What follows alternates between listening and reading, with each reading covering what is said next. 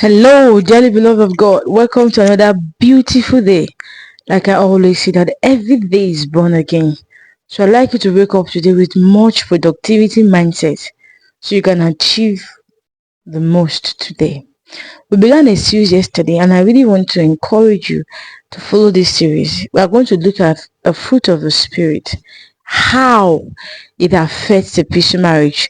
And it's going to be a very long series because we are treating all the fruit of the Spirit. So do well not to miss any of the day. Today we are looking at joy. How joy makes your home peaceful. Now, the best definition of joy is not something that is attached to something. That is why happiness is tied to happenings. Maybe I bought a car for you. Oh my God, it's a lie. Oh, it's a car key. You are happy. And the next minute, I stepped on your toe. You are angry. People call it mood swing. But when you have joy, you don't have mood swing. Because joy is a fruit of the Spirit. And a fruit is steady. There's no way a mango tree will start producing a cherry. And there's no way a watermelon tree will start producing pineapple. It's constant. And is drawn by the Spirit of God. So many people enter into marriage. On the wedding day, they are so happy. It's a lie. You're married now. They no longer greet with their right finger. They greet now with their left. Because the ring is shining and everybody is seeing it. 2 months later, how is your husband? I beg you, that one. He's just there. Seriously speaking. As soon as I knew. See that Andrew proposal. I never knew John was like this. What happened? You were happy then. Now you are sad. Because something is not being right. But when you have joy, maybe for instance, the young man looked so promising. He had fleet of cars. The wedding, you spent like 20 million for the wedding. You say, man, I'm going to live like a queen. And the day you got married, something happened. And he didn't have money again. Every day you hiss. I never knew you were like this. So you were pretending to me. That is happiness. But when there is joy, even when the money feels as if it has faded away, you look into your spouse and say, that is why I'm here. We are going to make it work. We will bounce back. We will bounce back. Joy gives you this temerity. It gives you this audacity of a never giving up attitude towards life circumstances and situations. And if you are not joyful, hear me sir, hear me ma, you cannot do marriage. Because even the so-called Prince Charming and Princess of my God, one of the days they will step on your toe and be asking yourself, was I blind when I was choosing this person as a husband or as a wife? In fact, when the person pass and there is what you will wish, let this person fall and break his head.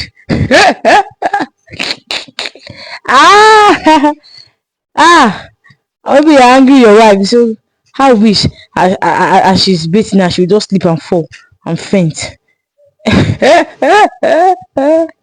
And the funniest part, she will beat where she refused to fall. Now, but when there is joy, you now know that your happiness does not really come from your spouse per se. It comes from God. And God is constant. He is the giver of the joy. So when you are constantly linked with Him, you can't lack joy. And it takes someone that is full of joy to give out joy. When you have joy, you have hope. Even if you have money, it's not the money that's making you happy per se. You're just happy. Joy is not tied to anything. It's not tied to until I get this, I'm not happy. No. Joy is just joy. Why are you happy? I don't even know. That is joy. Why do you love your husband? I don't even know. Because if you now have a reason for loving your spouse, the day these reasons fade, for instance, now you love your wife because, my God, her leg is so straight. And when she could walk here, I feel like fainting. The day she have accident on that leg, the happiness is taken off. So what replaces it? But joy is that I don't know. I'm just happy. And it takes happiness to do marriage. So many people are wallowing in depression because they are thinking that is their spouse that will give them joy. There is no mortal man or woman that has the creation capacity to give you joy, because they too have their own problem. And if you think that being married is a platform to solve all life's problem, it's a lie. That's the mistake so many people make. But there is someone that can solve everything, and that is God. So attaching your joy to him is a platform never to be heartbroken. Some ladies feel that their husbands are to make them happy at every point of the day. But most times they get disappointed even when they call their husbands, hello, I'm in a meeting, I'll call you back in the next 5 minutes. You call back 5 minutes time, hello, I'm at the airport, to call back 2 minutes time. You call back 2 minutes, hello, we are boarding. Hello, you come, hello, I have to rush to the bank now before they close. And everybody say, what, John, you're not making me happy. It's not intentional. He doesn't really have that capacity to make you happy. But when you are joyful, even if it looks as if they are not really giving you the affection that you truly want, you are just joyful. Because there is a fellowship with someone that never goes on strike, that will not tell you that he's in a board meeting, and that is Jesus. You know, it is high time we tell ourselves the truth, because your spouse, they also have what they are thinking. Or your wife cooked a food and you were expecting, oh my God, it's going to be blind blowing, only for you to taste it, there's salt, and you fling the food, you get angry. You are not walking in the spirit, sir. You are not. Because when you are walking in the spirit, you will know that anger is a killer of joy. That even when the soup is salty, it was because she intended for it to be sweet. That was why she did it. There is nobody that will intentionally hurt you. Once you know this truth, then you are safe in your marriage. There is no man, there is no woman, no husband or wife will just wake up and say, okay, I will hurt this person.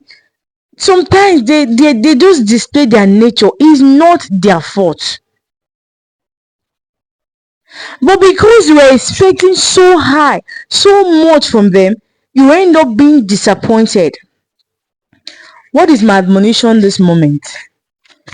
Is that you tie your joy to Jesus. When you tie your joy to Jesus, he makes you a joy dispenser, because you are now full of joy. You are now full of the Holy Ghost. So instead of you expecting your spouse to make you happy, you are expressing your joy to make them joyful. Your husband comes back from work and he tells you, honey, we have been laid off. Instead of you now getting angry and thinking, oh my God, that means I can't buy them my Brazilian hair again. You say, do not worry, that is not a problem. There's a gift in you that needs to be stirred up. You now become a hope giver because you're already full of that joy. So instead of the home crashing because your husband lost his job, the home is even more happy because you now see it as an opportunity for him to stir up the God-given gift inside of him. Or your wife, maybe she's going through some things. Instead of you getting angry with her, you are even encouraging her. Don't worry yourself. It's going to be fine. Until you are full of joy, you can't give out. Because you can't give out what you don't have. So it's high time we get closer to the giver of the joy. And here the shocker of the year is not your husband. It is not your wife. They are not the giver of joy. Because joy is a fruit of the Spirit. And God is a spirit. So God is the one that gives joy. And when you are full of joy, you will not get angry at your spouse. Instead, you'll be looking for how to introduce them to that joy that you're already full of. And that will lead us to more fruit of the Spirit that we'll talk subsequently. But today, let's stick on joy. Are you joyful? As a woman? As a man? Are you joyful? Come on, you can't be joyful and not smile. You can't be joyful and not be thankful. Maybe the ceiling is leaking. Say, God, oh, Tessie. Where were you? In the 1970s, you used to be the hottest babe. Now look at you now. Ceiling is leaking. What has it falling on me? Lack of joy is what bets ingratitude. But when you are joyful, even if you are living in a mud house, you just see yourself, as in your zero concern. You can even go and put AC inside the mud house. When you are joyful, even there's no food in the house, you so gary with joy. They say belle not be mirror. This joy is not tied to anything. There is fried rice, thank God. There is no fried rice, thank God. There is water to drink, thank God. There is rainwater. In everything, you are just thanking God because you are joyful. There's money for a week, thank God. There's no money for a week, thank God. We go and do weaving. Or is wig. As a man, you have a car, you thank God. You are yet to have, you are just happy because you are not conditioning your happiness to any material thing. At that point, it's easier to do marriage. You are not expecting your wife to be so perfect. You are not expecting her to do everything right. But all you want is for her to always be joyful because you are full of joy. Maybe you came back from work and food is not ready and the house is on fire. But you don't know the pain and the process is taking her to make the food. When you are a giver of joy, you want the environment to be serene. You want the environment to be calm. There's always joy. Have you seen people playing it though? You are just happy. Or in those olden days when children will play 1-1, 2-2, you are just happy. So God wants you to walk in that realm. Because if you don't give the devil a material, he cannot fight your home. You can't be joyful and be angry. You can't be joyful and keep malice. You can't be joyful and walk out of the house and go and sleep in a hotel. No. Joy always see the way out of every situation. And that is why your connection with Jesus must be closer than ever. And I want to beg every man, and every woman. Get closer to Jesus. He's the only one that can actually give you joy.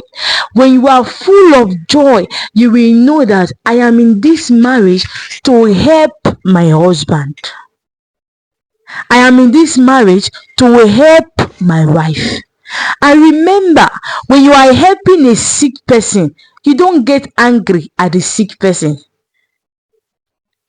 When your child is very strong and throw up on your body, even if that clothes is worth million of naira, you don't get angry. You still pet. Are you okay? You'll be fine. Don't worry, you go back to school tomorrow. Jesus will heal you. With the vomiting on your body, that is joy. That is joy. You are still dishing out hope. I remember, you can't dish out hope and you end up hopeless. When you are joyful, you will see marriage as not a place for relaxation, but a place to sit up to help your spouse to get better. And it takes someone that is already helped to help someone. When Jesus helped you, ensure that you help your spouse to also get better. When you are joyful, you will not condemn your spouse, but rather you will cuddle them to yourself and say, don't worry. If Jesus could fix this in my life some time ago, we are here together. That's why the Bible says that one will chase 1,000, but two will put 10,000 to flight. It takes joy to cooperate with your spouse to be victorious in every aspect of life. I pray for every home that is experiencing dryness of joy. May your joy be full. Because where the presence of God is, there is liberty. When you are joyful, you cannot lack divine presence. And it takes divine presence to ensure that a peaceful marriage is a reality. Remember that Jesus is the Prince of Peace. You cannot be joyful and not welcome him in your marriage. Give it a try today. Get closer to God and ask him to baptize you with the spirit of joy. You'll be amazed at how things will turn out in a positive direction. Stay tuned for tomorrow for more fruit of the spirit and how it makes your home peaceful. Have a wonderful day. The Lord bless you. Till we come away tomorrow, stay blessed.